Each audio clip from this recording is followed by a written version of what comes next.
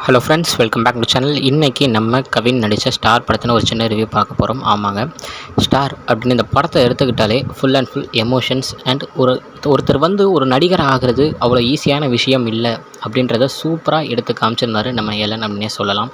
So அவருடைய அப்பாவுடைய கதையவே அவர் உண்மையாக எடுத்திருக்காரு அப்படின்றது அந்த ப்ரெஸ் மீட்க்கு அப்புறம் தான் எனக்கே தெரிய வந்துச்சு. ஸோ அவர் வேறு யாரும் இல்லைங்க, நம்ம ஸ்டில்ஸ் பாண்டியன் இருக்கார்ல, ஸோ அவருடைய பையன் தான் நம்ம ஏலன் அப்படின்றதும் எனக்கு அப்படி தான் தெரிய வந்துச்சுன்னே சொல்லலாம்.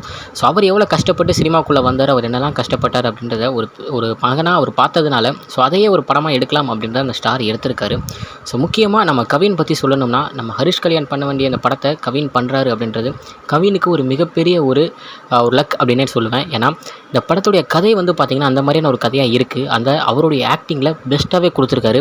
முக்கியமாக எமோஷனல் சீனாக இருக்கட்டும், மக்களை அழுக வச்சாருன்னு சொல்லலாம் தேட்டர்ஸில். ஸோ ஃபஸ்ட் ஆஃப் அப்படி எடுத்துக்கிட்டிங்கன்னு வச்சுக்கோங்களேன், ஃபஸ்ட் ஆஃப் சூப்பராக செம்மையாக எமோஷ்னலாகவே, அதாவது அவர் சின்ன வயசுலேருந்து அந்த காலேஜ் படிக்கிறத சூப்பராக காமிச்சிருப்பாங்க. செகண்ட் ஹாஃபில் அவர் எங்கெங்கே போனார், எப்படி கஷ்டப்பட்டார் அப்படின்றத காமிச்சிருப்பாங்க. ஸோ சில பேர் ஃபஸ்ட் ஹாஃப் செகண்ட் ஹாஃப் இந்த மாதிரி வேறு வேறையே இருக்குது, ஸோ நல்லா இல்லை அப்படின்னு நிறைய பேர் சொல்லியிருந்தாலும், ஒரு சினிமா லவராக இந்த படத்தை பார்த்தீங்கன்னா யூ வில் கன்ஃபார்ம்லி க்ரை அப்படின்னே சொல்லலாம். ஏன்னா அந்த மாதிரியான ஒரு படத்தை கொடுத்துருக்காங்க நம்ம கவின், நம்ம எலன் அப்படின்னே சொல்லணும். முக்கியமாக படத்துடைய ப்ளஸ் பாயிண்ட் அப்படின்னு பார்த்தீங்கன்னா நம்ம யுவன் சங்கர் ராஜா அவருடைய மியூசிக் தான். ஸோ எந்தெந்த நேரத்தில் அந்த மியூசிக்கை கொடுக்கணுமோ அங்கங்கே கொடுத்து ஏகப்பட்ட இடத்துல பிஜிஎம்ஸ் போட்டு சூப்பராக படத்தை கொண்டு போயிருக்காரு. கூட நின்று, அதாவது அவர் தான் ஃபஸ்ட்டில் நின்று அந்த படத்தை கொண்டு போயிருக்காரு அப்படின்னே சொல்லலாம். ஸோ படம் டோட்டலாக பார்த்தீங்கன்னா செம படம்ங்க, எமோஷனலாக ஆகிடுவீங்க. நம்ம கவின் அவர்களே அந்த ஃபேன்ஸ் கொடுக்குற ரெஸ்பான்ஸில் பார்த்து எமோஷனல் ஆகிட்டார். ஏன்னா அந்த மாதிரியான ஒரு ரெஸ்பான்ஸ் எல்லா இடத்துலையும் கிடச்சிட்ருக்கு. ஸோ எல்லோரும் இந்த மே மந்தில் போய் பாருங்கள்.